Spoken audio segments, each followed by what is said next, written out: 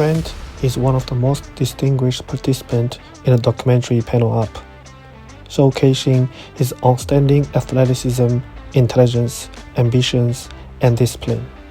He achieved the greatest heights in the world of wrestling at a young age in Australia.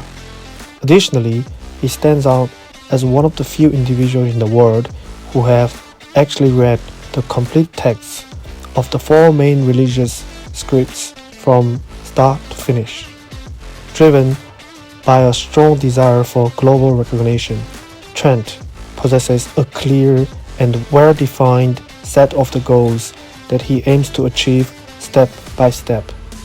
He seems to have boundless energy and passion, while also displaying a distinct open-mindedness and remarkable discipline. My journey with Trent began when I started filming him during his initial experience, coaching a group of trained adults in one of the Sydney's most prestigious area, the Bondi Beach area.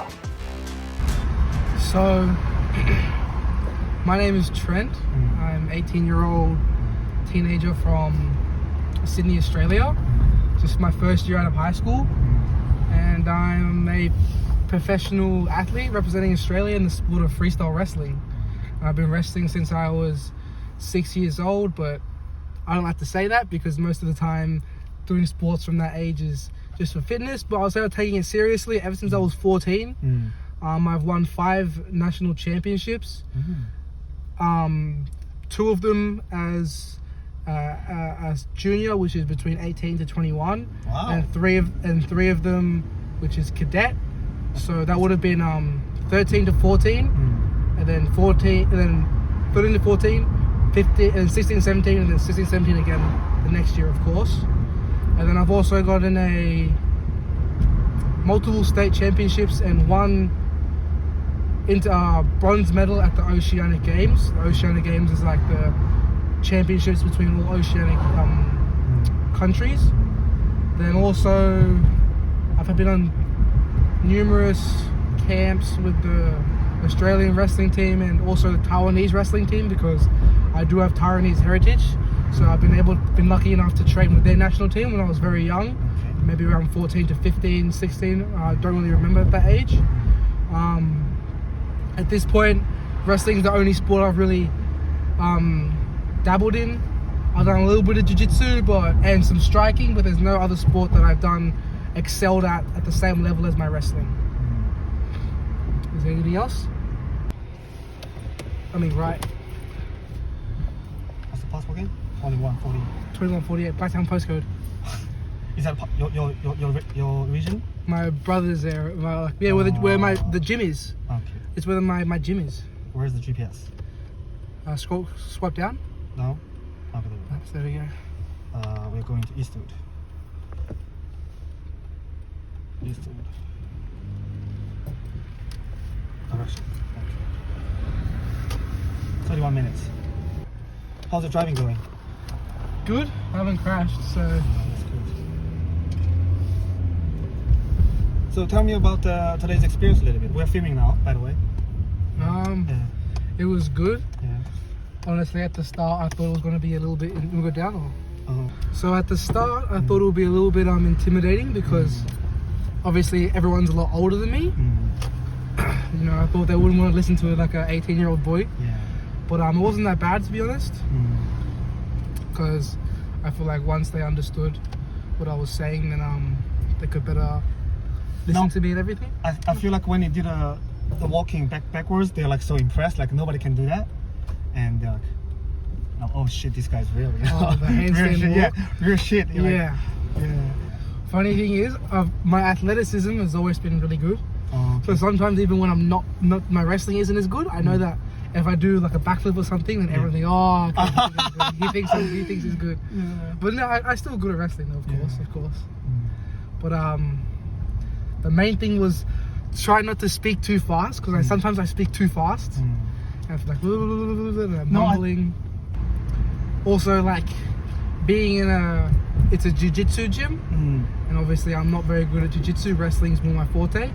And in the world of grappling, I'm not sure if you know much about jiu-jitsu or wrestling, but it's big rivals. Yeah. Like a lot of the, because like Okay. it's like the two different grappling arts. Obviously, there's more grappling arts like judo and sambo and catch wrestling and different stuff. But wrestling is probably the biggest one that you find in wrestling and jiu-jitsu. Sorry, Yeah. are definitely the biggest grappling sports you find in the world. So I remember when I was very young, I used to say, "Oh, wrestling's better, wrestling's better." But now I like both the sports just as much, even though I'm mainly a wrestler. Okay. So I always thought that maybe they had the same thing, like, "Oh, this guy's a wrestler. Who does he think he is? Doesn't know how to put anyone in an arm bar and stuff." Okay. But it was good. Yeah. Sometimes the people would look at me, I thought, "Oh, he didn't like me," but it's just the way they look. Okay. But it's just they're actually normal good Oh, wait a guys. second. Interesting. So you also worry about how people. You read other people's face and then you Face, of course. assume that they don't like you. Not just face, but body language, because like when you speak, it's only like 15-20% of communication. Yeah. If someone's looking at me like, you know, hunched over like this, obviously I can tell they have a problem with me. But also sometimes they look really angry in their face, but that's just the way their face looks. Yeah. So they're not actually that angry. Or I can read people. It's just like, and when like out in public or in a tournament, I don't care. But when it comes to teaching, like they have to be following me. So building that rapport of them, you know, liking me is a very important thing that I have to learn. Okay. Yeah. Sometimes when I do that, I thought like I go a bit too harsh, and then people are like, "Oh fuck, you know, who this cunt?" You know. No, I think you did it really well. How's life after high school? To be honest, as soon as I finished high school, Yeah. it was straight away, okay, high C over. So let's have some fun. You know, just turn 18, go drinking with friends, stay out late. After that, getting my license was number one thing. Okay. Cause I kept on pushing back. Oh. As soon as I got it though, because then I can drive anywhere. Uh-huh. Got it 22nd of February 2022, Yeah. which is on a Tuesday as well. So I literally got my license on the day of the twos. Once I got that, straight away the week afterwards, I went for an interview at AAA Traffic Control. Uh-huh. One of my friends from wrestling put in a good word for me because he works there as well. Yeah. So now I design traffic control plans. At the start, I was like, okay, cool, because now I'm not lazy anymore. Lazy? Because normally, like, if when I wasn't working, just wake up, maybe like do nothing the whole day, go training. Okay. Training's tough, obviously. Training's discipline. But after going to the gym and training, I wasn't really doing much. So now I'm making money. You know, I can work. Something to do at least. So then now I have income. If I want to start a business, put money into Bitcoin or stocks. I can do whatever I want. Something besides training, I can really invest my time into. So at the start, it was an office job. So being an 18-year-old kid coming straight into an office job, it's not the best because I'm really bored. But the pay was good. But it's good to learn things, but I wasn't having fun. And the big important thing was just 8 hours with only a half an hour break, or one half an hour break and one 15-minute break. Oh man, I was like falling asleep on my desk almost. Really? Because my body wasn't used to it. 8 hours? Yeah, 8 hours. What do you do for 8 hours? Designing traffic control plans, picking phone calls, Oh my God. council permits, ROLs, a lot of things, answering emails. Oh wow.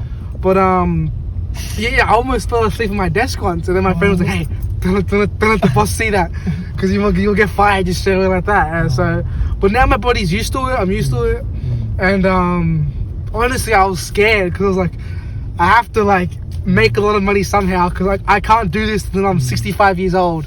No way, I'll have the worst time ever. But now I enjoy it. The people, like, even though the work sometimes get a little bit boring, the people that I work with is a lot of fun. So they're good conversations. But yeah, I don't think I'm going to be working this job for very long. Okay. I do want to go to university eventually, like in Canada. By September next year, I want to start. But even if I don't go to that, this job is like, actually one time, so I don't want to have this job for a long time, maybe like 3 years or so, just for some experience in the office, because it does look really, really good on my resume as a project designer. But just to save some money while I'm young, hopefully I can start my own business soon by starting my own gym with my brother. But there was a story where, so as an office worker, every time one of the traffic control trucks come in, so that's where it actually has like the traffic controllers with the high vis and have all the signs. Every time they come back into the depot, like that, exactly like that, exactly. Every time if you ever look on there, there's all the signs, maybe 100 signs, like prepared to stop and all those types of signs.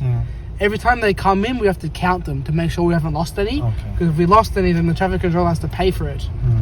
Like those signs there, you see those signs in the cones? Which signs hat? like that. Witch hat in the sign, But one time I was counting them, and this is like one of my first times counting them. And the guy was like, "Oh, I help you. Don't worry, mate. Been doing this for 25 years." And I was like, 25 years? Oh, wow. No, I can't do. I can't. If I'm still here 25 years later, man, I don't know, man. That just scared me. Like, I haven't been even alive for 25 years, and it's gonna be working at this place for 25 years. And I was like, I can't do this forever. The main thing is like, I don't want to get too comfortable. Because like, if I get too comfortable, I'm gonna get a nice girlfriend. Not the best girlfriend, but she's okay for now. And I go, not the best job, but like, it's a right job. And then this is my house. It's not my ideal house, but it's alright. And then you settle. And you just settle at that one spot, and then eventually you've realised that you just looked and your whole life gone past. You have the same house, same wife, and everything's kind of boring and stale. I'm not saying I'm going to cheat on my wife, or I'm not like. Obviously, I'm very blessed and lucky to be born in Sydney. And say some people would kill their own children just to have like a nice house, like a middle-sized house with a regular paying Australian job. But honestly, like I want more than that. Like out of life, I just. Not necessarily money, but also just like I don't want the same thing. Like I want to go live in different countries and do all that type of stuff. I don't want the normal just buy a suburban house and then live in the suburban house, work until you're 65, putting a little bit of money into a superannuation and then retire at 65 and then you travel the world, but you're now too old to do all the fun things. And then, Like, do you have a very strict sleeping schedule and choice of diet? So diet is, I start with discipline in general. I start with discipline because obviously being an athlete requires a lot of discipline. The main thing is showing up to training. Because training is like learning, and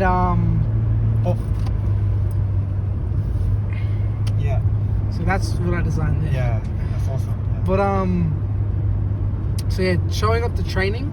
Because you can't show up just when you want to. You have to show up unless you get, maybe like your mum passed away or your partner having a baby.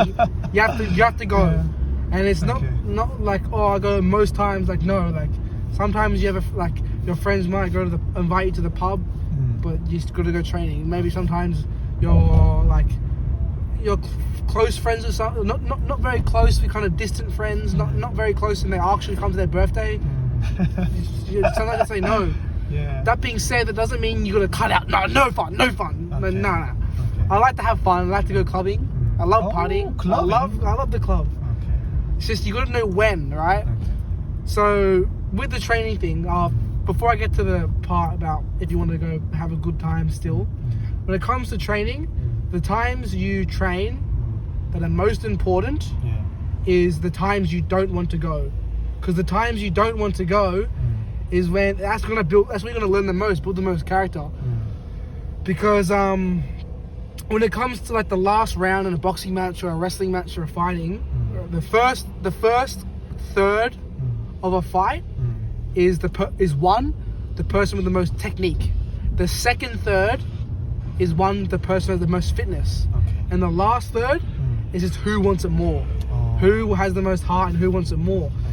So when you go to those sessions where you really don't want to go, those are the sessions that teach you to push against the grain, to put your hand inside the buzzsaw, to really like tell yourself, I don't care how I feel, I'm going, I'm going to learn, I'm going to teach. And it's not only that, but I remember in year 9, this guy came and had a motivational teach.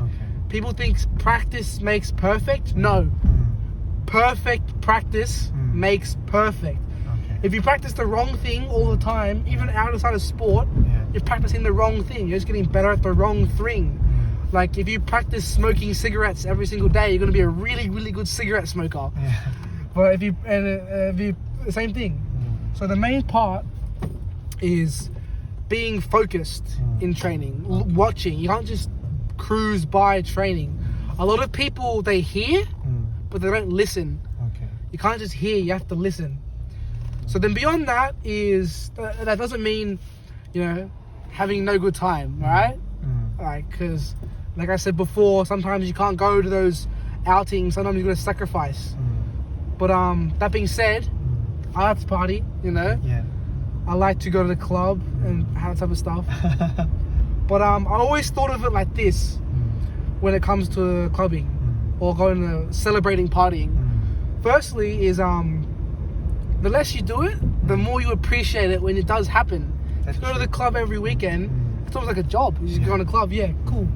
Go to the club, you know, every now and then. When it happens, you have a fun time and you go all or nothing, all right? So there's no point in going to the club if you're not going to drink. If you're going to go celebrate hard. If you want to go drink, you drink. If you want to go, you know, have party, have strippers, I don't care. Have all the fun you want. But that's, you know, you got to have it moderately, you know. Can't have it all the time. And the second thing is celebrate to celebrate. So people party to create a mood, but you should be partying to enhance a mood. What I mean by that is like, most people party like, oh, 5 days of work, that was shit, alright, let's go to the club, let's go hit it up, let's have some fun. The having fun part, or the being happy part, is going to the club.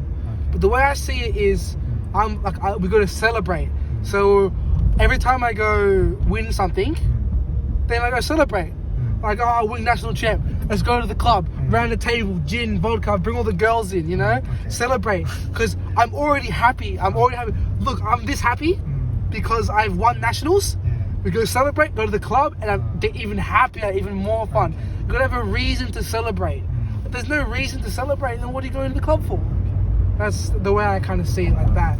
And also, if you work on your things outside, not just, you know, partying, whatever, become a rich businessman, high sports player, famous singer, or not even just something small, that you just become really good, you make a lot of money, become, people know who you are, then you become like a baller, a pimp, a person.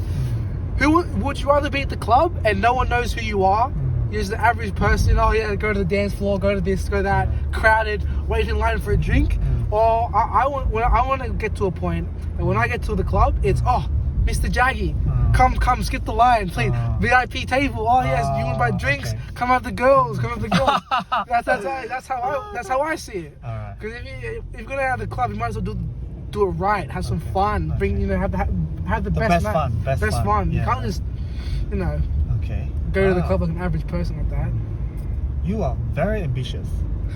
Thank you. Yeah, that's good. Hopefully it's just not a talk, because you know. And you have to, like, say, skip certain events. Do you feel like you're missing something? Sometimes, but I feel like when I miss something, it's, you know, most times something small. Like if my friends just invite me to the pub to go watch the local rugby game, I didn't care. I didn't really care. Something small. Maybe if my good friend Sean, one of my close friends, invite me for a birthday party, and then like I have to train, then I feel bad. But most of the time, then if he's my really, really close friend, then that's one instance where I might take time off training. But even then, like most of the time, if we go out, it's not even during training, so I can still go out. Like if Saturday night I'm doing nothing and they invite me to the club, I'll go to the club. I won't drink or anything like that. Like that time is just something small. Like I'm not really going to celebrate there. I'm just something to do. Stay like in connection with my friends and stuff like that. And I feel like that when people are lonely, like it's because, and they're always seeing their friends, like most of the time there are people in their lives that they're kind of neglecting themselves. Like if you're always so lonely and you always want to go see your friends, how come if you have parents, how come you're not spending time with the parents and stuff like that? And I guess people miss the point when it comes to things like that. You don't need to get, if you're always wanting to be going out with people that are beyond your family. Sometimes your family is like the people that will make you feel the least lonely. And I understand some people don't even have families, but in order to, I guess, not have a fear of missing out, and people will think, oh, I'm missing these great parties and stuff, that it's not all it seems to be. Okay. Sometimes the best ways to create like friendships, if obviously what friendships what you're after, is just to make friends with the people you see every day. Plus training, I see all my friends there as well.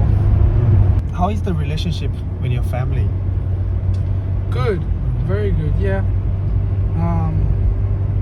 Sometimes when I'm working all the time and I'm training all the time, I don't get to see them as very often. Okay. Obviously I still stay with them, but like, you know, when I train, like wake up in the morning before they wake up, and then train and come home and they're already asleep, I don't really get to see them like that. But just means like the time I do have spare time, I just want to spend more time with them and really cherish that time I have with them. Because obviously my parents are a lot older than normal. My parents are 60 and 70, which is a bit different from the status quo.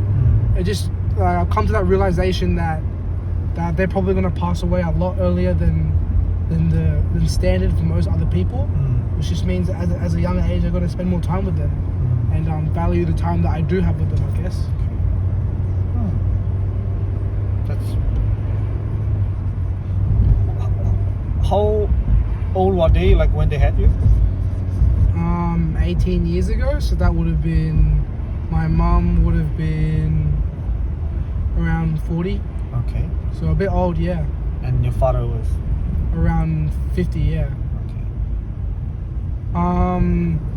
It's alright because it's nothing wrong with them being old. It's just as long as they still manage to, you spend a lot of time with them, give them like focus and tell them, you know, hug them and love them and let them know that you love them, then it's fine. Because age doesn't really matter at the point. It just means it doesn't really matter. It just means they're a little bit older. But were you like spoiled because they cherish you? They just Hell no. Boy, No. where Coco, they're like a son that came up really late, and there was a special boy.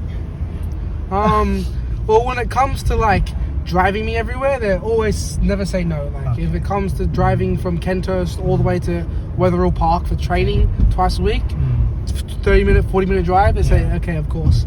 But also like, if I ask for McDonald's, probably say no. No, that's not. Never. That's because you needed to train. And then, You needed not to just that, just in general. Even if I wasn't training, or like I only got like a little bit of the toys and stuff like that, but yeah, it was good. Spoiled. Sometimes I look at kids and I'm like, oh, that's it's not good for you. They always get their way. Always get their way. It's not good. And what happens when they're older? Then they don't get their way, and then all of a sudden, life just crumbles apart. Absolutely. Throw a dummy spit. Oh. And that's why you see a lot of those really, really rich and wealthy kids like hop on a lot of drugs. Like you see Joe Biden's kids or cocaine addicts. Do you have any friends who's from, I don't know, private school? Yeah, quite a few friends from private school, and you can tell like Oak Hill. No, I'm not to throw shade at Oak Hill. Yeah. They're different in the brain, man. They're not normal. Tell me about it. They're just a lot more selfish. I've realized a lot more selfish. How come? I think because like they're just more private school boys. Like they get a lot of things to themselves. They don't really think about like other people. I guess like sometimes they realize like they're like insulting someone or they're disrespecting someone, and they don't even realize. Can you give an explicit examples? For example, like I was at my friend's house once, and he had the other private school friends over, and they were just like disrespect. Oh, why is there no food? Like, come on, like I'm like, come on, man, I invited you to my house. What do you mean? And like just taking stuff out of the fridge and things like that. They do believe a lot, like, oh yeah, I deserve it, and instead of working for things and stuff like that. What do your parents do for living? They're both retired at the moment. Oh, really? Okay. My dad was a mechanical engineer there. So he worked at Bishop, which is a car designing company, I believe. And then my mum was when she was still in Taiwan, She was working for Nike, I think. Okay. She was a factory manager. Oh. I say factory, but Nike. Yeah, Nike. Okay. I say factory, but probably more like a sweatshop, to be honest. All right. And then when she moved here, her and her best friend got working visas here, and they started their own tailoring business Oh, with wow. clothes. Okay. So my mum's always been in sewing. She was the first ever Asian lady to win the Easter show. Oh. Yeah, you should have seen it. It was pretty funny, like Yeah. because she changed her name to Angela, Okay. so she thought it was like a white lady's name. Why? Because every time she put May 1, Yeah. she never won.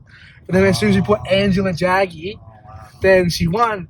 And then when she can collect the medal, all these white ladies like, we Yeah. let this Asian lady win.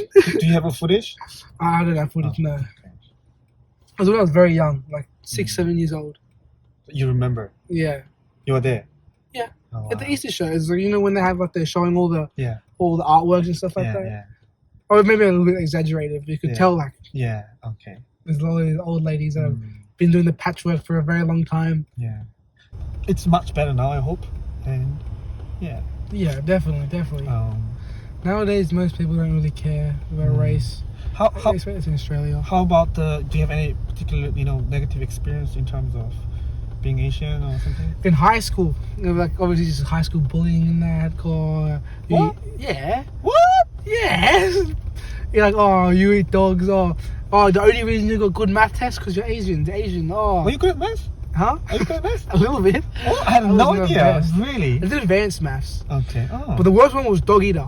That was the worst one. Oh. And then I just beat the fuck out of someone. Got suspended for 2. No, I think it was outside of school. Okay. And then no one ever said it ever again. Finished. Really? End of conversation. Oh, No one wow. ever mentioned it ever again. After I just fucking Yeah. beat the fuck out of someone. Like out of school, not from panel, not from. But no, he was from Penny Hills. Okay. But it was out of school when it happened. Oh. Wow. That was intense. Yeah. But yeah, it was good. It was a good moment. Good standing up for myself. Okay. But how come you apparently very fit and you're doing like wrestling? How come they can mess up with you? I don't know. Oh my goodness. At that time, many people didn't really know I was a wrestler. But then afterwards, people understood. Like, okay. Because they all picked him up, suplex. Yeah. Yeah, like if it was on concrete, it could have been bad, but it was on the grass, so it was yeah. alright. And they held him down, kicked dirt in his face. Wow. Everything was pretty good. Pretty funny. Wow. Actually worked out. How are you gonna make it $40,000? Yeah, $40,000. Okay. I feel like because for athlete, time is gold, age is gold. You don't have really time to waste too much. What do you think about that?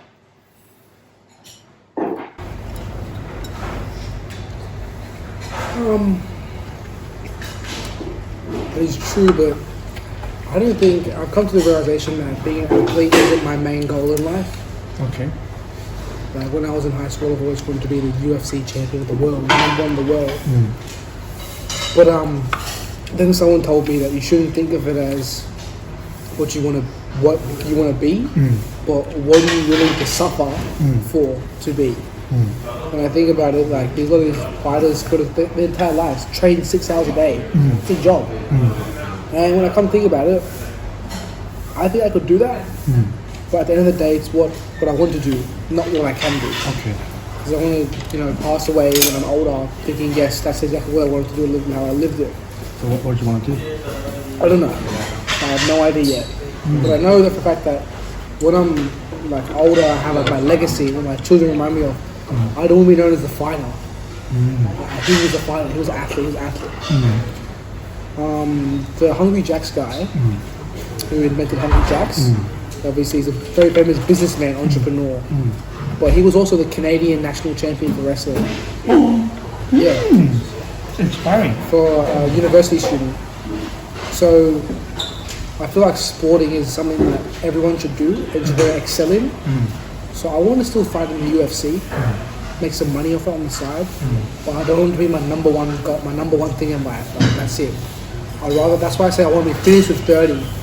Not just because of my physical, my body, but also so I have the rest of my life to do whatever I want to do, start a business, you know, go traveling, I don't know, play chess, whatever I want to do, like, at that point.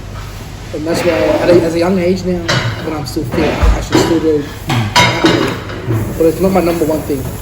And even though I said becoming the champion of the world is my number one thing, Jordan Burroughs, who's one of my favorite UFC fighters, sort of my favorite wrestlers in the world, he's a 2-time gold medalist in the Olympics. He didn't know that he was good enough to be in the Olympics until he was literally wrestling his match to qualify for the Olympics. Really? So he that wasn't his goal, but he still became the top. So who knows? Maybe by the time I get there, I'll be good enough to go for the championship. But if not, that's okay. My goal is just to get to the UFC, become a little bit famous. Because if I get a little bit of famous, have some followers, if I want to be an actor or a singer, engineer, whatever I want to do, I have people watching me, and if I'm famous, I can make a lot of money after that. Are you good at singing? Decent? Decent. Okay. Do you go karaoke a lot? Karaoke? Yeah.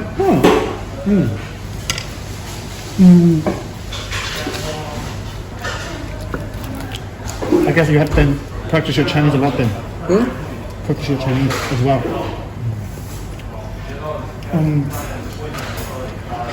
What kind of influence your parents have on you?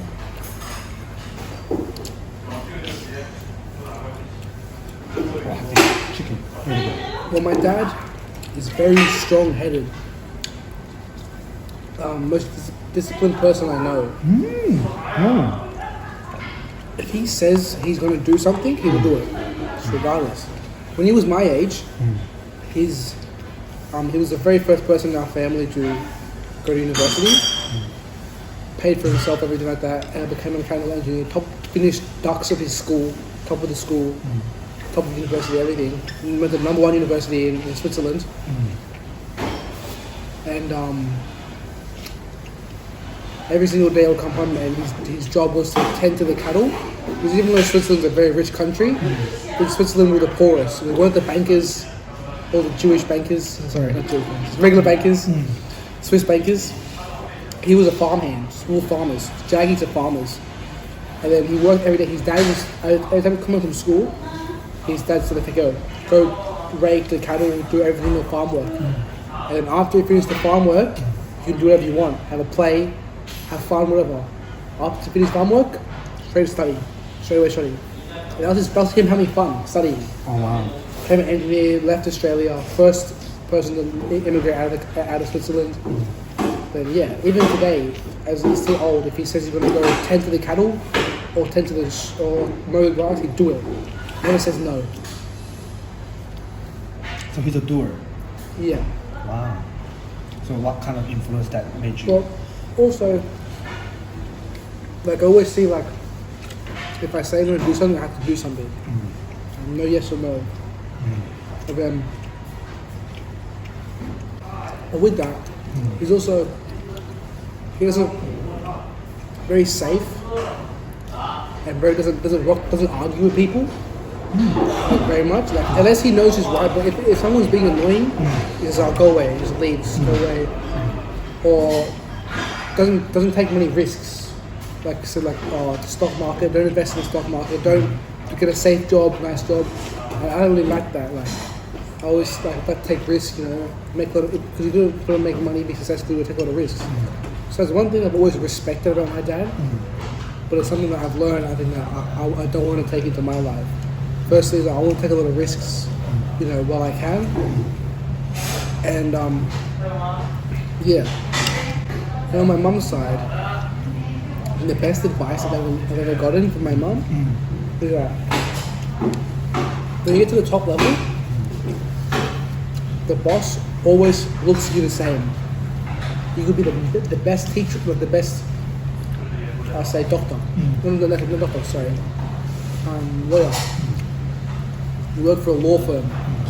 You could be the best lawyer in the world, get the best outcome, doesn't matter. That boss still looks at you as all the lawyers, same level. Same level. Why is that? Like, it's just like, I don't know. Most of the time people look at you. And then, but the main that sets you apart from the crowd is the way you dress, the way that you look. It doesn't mean only the attractive people get good jobs. A little bit true, but also means like you have to, with your appearance, you will do your best to make your appearance look clean, look nice, and the way you communicate. If you look clean and communicate very well, you'll stick out just a little bit further than everyone else, and that's the thing that picked most of the time. And I feel like that's what I've found in life as well. It's true.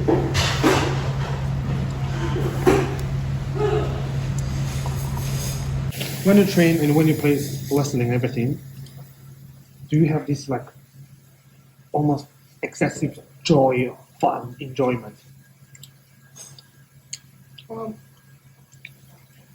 Not 100%, but yeah, of course. Like, I have fun doing the things that I'm good at, and things I'm learning. But I can tell that it's not something that I want to do for the rest of my life. It's something that I want to do for now, but when I'm finished with it and I'm done with it, I leave it behind. And that's just a big part of my story, part of my legacy. What other some sort of obstacles that you have right now in your life to stop you from what you want to be or do? I guess $40,000. Sometimes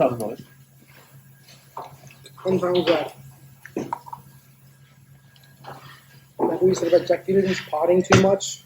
Gotta make sure I'm not doing that. And sometimes I find it hard to be friends with people from high school and stuff like that because I don't understand. Like, Wow. I don't understand like Wow. what it's like to like, because I can't really relate to anyone being a high level athlete that much. But you know, especially like when no one else is like that, and I don't understand, why are you not coming out? Let's just take some time of training. I don't really understand it like that, so it's a bit different. That's why I was asking. You need something because of being on. Yeah, it's hard to relate to people, I guess. Is it because? How about the being like half Swedish, half Taiwanese? That's fine. Best of both worlds. But, yeah, but you never really had any trouble because of. I mean, except the racist right. I mean, in Australia, everyone calls me Asian. In the Asian zone, in Taiwan, everyone calls me Wagoran. So it's like, you know, foreigner. Yeah. So How do you feel about that? I don't really care. Like, as long as they're like not degrade or using it to be bad. If I didn't get a job because of Asian, that'd be bad. But if someone just calls me, he's Asian, I don't care. He's foreigner, I don't care. Something is really good, I can tell just because it's only because of this. Sometimes when it's bad, I can tell it's this. Because I don't really care. Like it's like small setbacks. Tell me examples. Like Good examples. good example, like sometimes when like go to the club try to talk to girls, you can tell like that girl only attracted to white guys. And obviously Western countries more white people. So that's the case, but also that's her, so I don't really care. I remember one of the girls that I was talking to said, no offense, but you're the best looking Asian guy. Wow. I'm like, thank you, but also that's my people. Come on, you can't say that. Wow.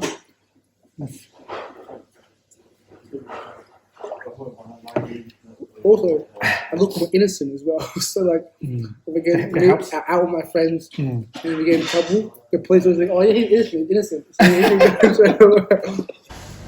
What's the most enjoyable things that you do right now in your life? I don't know. Right now I'm a bit, bored to be honest. Right. It's just like a process part. Of course I'm enjoying what I'm doing. I love training. I love training. I love teaching. But also, I enjoy what I work, the conversations. But at the moment, I guess I say training is my favorite thing. Do you enjoy it a lot? I don't enjoy it a lot, but it's like the process type thing. Like, I know now I'm not having the most enjoyment, but the time it means that later on, in a year or so, I have be set up to have more enjoyment. You know.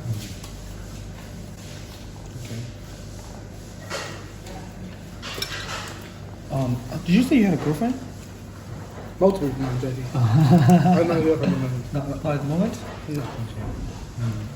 So what do you look for in your partner or girlfriend? Ambition. Like you, Yeah, I guess so. they have to dream big. Not a normal person, I guess. Yeah. Have you ever dated Asian girl? Yeah. Filipino. Huh? Filipino. Filipino? Yeah. Too crazy. Oh, really?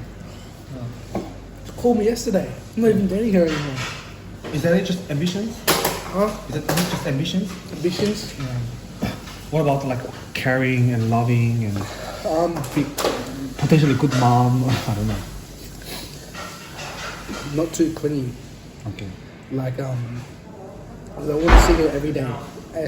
When I'm older, yes. Yeah. At this age, she should be focusing on her future. Okay. I'm focusing on my future. And then when we see each other, I think a lot of people get the wrong relationship. They see each other every day, but they're just like not paying attention to each other every day. Like maybe on their phone or watching TV. Yeah. And then 5 years later, babe, how come you never pay attention to me? How come we never? I feel like I never spend time with you. Even every single day, spend time, but it's like grey time. Maybe I spend 2 days a week, 1 hour a day, the entire time. How was your day? How are you? Like really red time, focused. really focused. Then you'll never get problems with her saying, how can you ignore me all the time? That's a good take. Maybe like strong. I don't want like, I sit home, you pay bills, everything. Obviously I still want to be dominant, take care of her. But like, she's my wife, not my kid. Okay. I'm not babying him. Okay. Independence. Independent, yeah. Preferably not Filipino. What they have done to you? Huh? What they have done to you? It's just crazy. He's calling me all the time, saying, all Irish.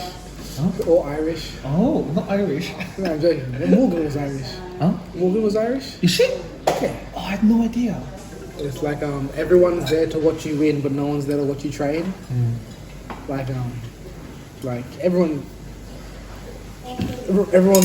sees the end result, and they say, "Yeah, I want that." Yeah. But people don't realize. People like, let's say, boxing, for example. People see, Mike Tyson knockout, win. Yeah. I want to be that. Yeah. See him in front of thousands people. But then when you see someone in the gym by themselves, just their coach, one training partner, every day, the blood everywhere, getting knocked in the face. I don't want to do that. I don't want to do that. You can't look at the things you want as the end result. You can't think like, what I want, the pleasure, what I want. Think, what am I willing to suffer for? What things am I willing to bleed and be sad and put in the bad time for? Because at the end of the day, that's going to be the majority of it. And if you're willing to suffer for it, then by all means go. But if you're not willing to suffer for it, then it's not really what you need. Let's go. Actually, Tutoring. have you ever had tutoring? Yes. Oh, did you? Yeah, when I was in primary school and stuff. Oh. How was it? Awful. I hated it. What did you tutoring for? Maths, English, everything. Oh, how was actually your English during the high school? It was good. What did you study? English. I totally forgot. Oh, Drank all that memories away. oh wow. I'm joking. We studied storytelling. I remember that. Okay. Art of storytelling. Was it? But I forgot the books totally. Oh my god. One of the books was. Yeah, I totally forgot. Oh no, the Billy Elliot was one of the Okay, movies. yeah. I think I was even there once as well. Yeah. Did you like it, Billy Elliot? Yeah, that's a good movie. Yeah. But the film. Mm. Remember when you wait? The film wasn't it about the murder or something? Mm. And then there was like Aboriginal boy or something. Yeah. I totally forgot. How about who was your teacher? So I had one teacher. Uh-huh. I forgot her name. She was a kind of older looking Yeah. teacher. Yeah. And she Uh. was obviously because you're 11, 12. Yeah. I was in the class of Shamail, Nick, Rowan, Joel, Megan, and Morgan.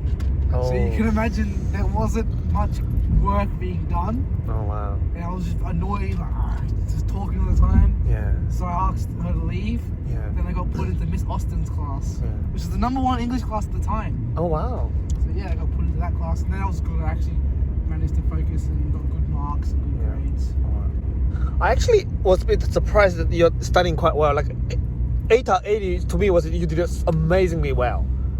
Because like, I know how much you spend time on other stuff, like go to gym and trainings and all kind of stuff, right? So I just don't know how you put it off. I'm just a genius. No, I'm Oh. joking. No, I'm joking. Yeah. I read a lot of books on like effective ways of studying, how to memorize things better. Yeah. Like some people could spend 5 hours studying something, Uh-huh. but then someone else could just spend 2 hours and then memorize it just as good. So it doesn't really matter how long you study for. It obviously does a little bit. It also matters how you study. Because if you study wrong, then you're not going to memorize anything. But if you study correctly, you memorize everything. So I read this book called Limitless, which is just like the book in itself is about how to have better brain function. Okay. So then I read that book. Is that original from the movie? Limitless. No, it's a different movie. Okay. It's about Jim Quick. It's this Asian guy who had a brain trauma when he was very young by hitting his head, Uh-huh. and he ended up having have a really good brain function Oh. after learning how to increase your brain function. Yep. And there's a section in the book on how to get really good memory, and there's the rote memorization, Yep. which is just like repeating it over and over and over and over again so you remember it. And so that's a terrible way of learning. Like Yeah.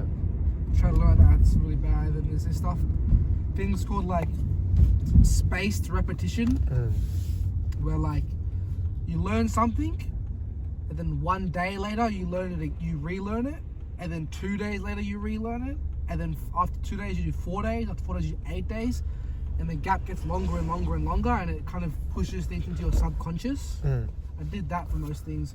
So I set out this very long schedule of like in my diary, like so like day 1 I'd learn physics, this topic. Yeah. Then day 2 I'd go over that topic. And then day 4 I'd go over that topic. And then day 8 I'd go over that topic.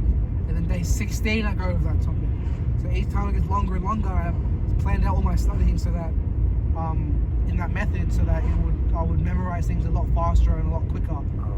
And then for my business, I every single morning I went on a 4-kilometer run, 4Ks running. Yeah. And then there was this one part in it where like you attribute your things Yeah. with like locations. Uh-huh. So I would like run, and one time I would walk, and I had my business book with me. Wow. And I would memorize like, okay, this house means this topic. This house is that topic. This Okay. house is this topic. Yeah. This house is that topic. So in the business exam, I'll think to myself, okay, what's the answer? And then I'll think to myself running, and say, okay, it has to be this house because that house means this topic, which means this. So I just attributed to a lot of my memories and a lot of my things I do every single day. Wow. So that during the test, I could think back, oh, like, what do I think I need to remember? And I attribute it with something that I know very well so that I can memorize it. That makes sense. Yeah, it makes perfect sense. I mean, what was the best? Which subject was the best? My favorite or the best? Both. Let's go both. My favorite was physics, Uh-huh. which was also my worst, funny enough. What? Physics was my worst subject. Yeah. In ATAR. Yeah. But it was my favorite Okay. because of quantum physics. So I really like to learn about that. That was really fun. Mr. Fu was the teacher. Mr. Fool and then Mr. O'Byrne. Okay. After Mr. Fool had Yeah. disparted. Yeah. What was your best? Engineering, my favorite. My best was engineering. Yeah, I think engineering. Yeah. Yeah. Okay. Engineering or business or business. One of those two. I don't remember at the moment. But you had like. Did you have a better ATAR than Sean? Yes. You got 79. I got one more. Oh wow. So how are you feeling to be one of the best ATAR student among your friends group?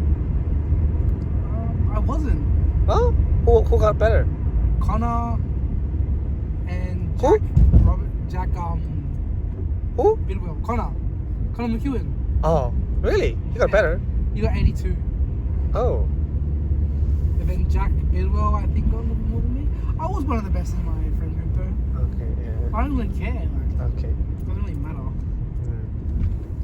When I applied for the job that I got, no Yeah. one asked me what ATAR. That is true. That it doesn't really matter. Yeah. So what do you read?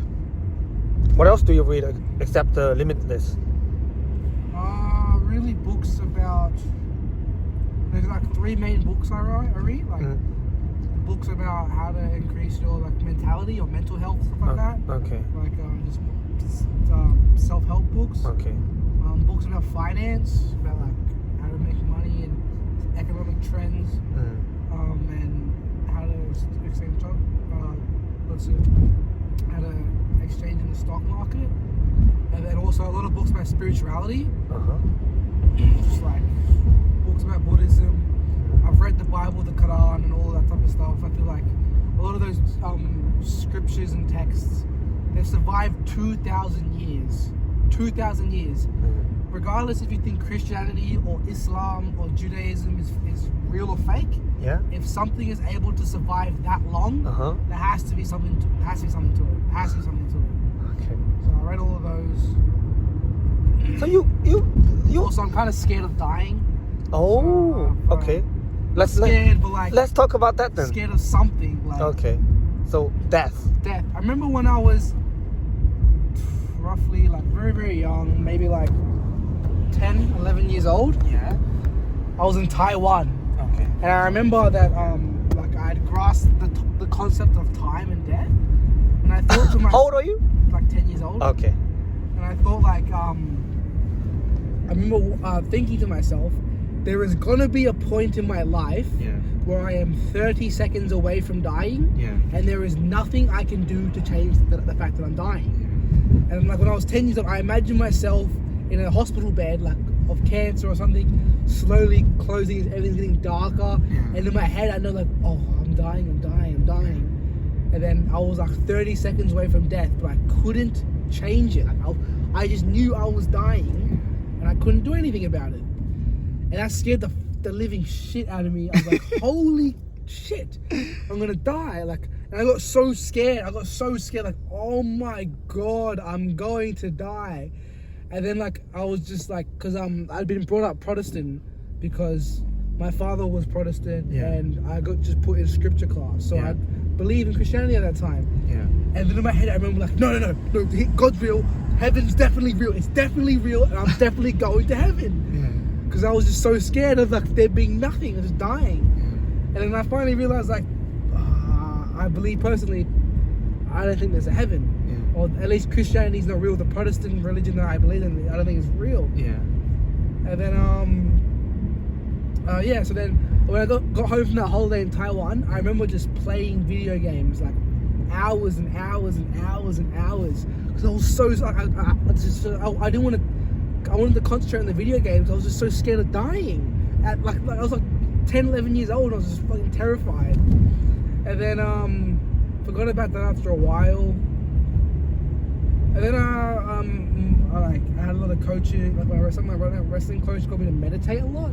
Okay. Started meditating. I got very heavy into spirituality, like Taoism, Confucianism, Buddhism, and Hinduism. Because I thought like maybe there's something else to it. And then I tried what's it, LSD and magic mushrooms. And that gave me an experience where it was like there has to be something more to this life than just what it is now. And I know people think like, oh, you got that out of a drug experience. I don't need drugs to figure that out, but when it comes to those mind-altering drugs, I think it gives you a perception of life that is different from a perception that is hard, that you can attain naturally, or at least hard to attain naturally, and that sometimes you learn to appreciate the life and question the life that you do have. And I feel like after those experiences, not just those psychedelic drugs, but also meditation and learning a lot about those religions, I believe there's more than something after death. There can't be nothing. There's no way there's nothing. Even in physics, in quantum physics, we learned that there is millions and millions of colors, and that we can only see 0.03% of all colors on the light spectrum. And there's 11 known dimensions that we only know of. We experience 4 of them, and we only can interact with 3 of them, and our eyes only perceive 2 of them, because we only see things in 2D. We can only move things in 3D, but we experience time in the 4D, in 4 dimensions. And there's at least 11 known ones that we kind of know of, only see 0.02% of the light spectrum.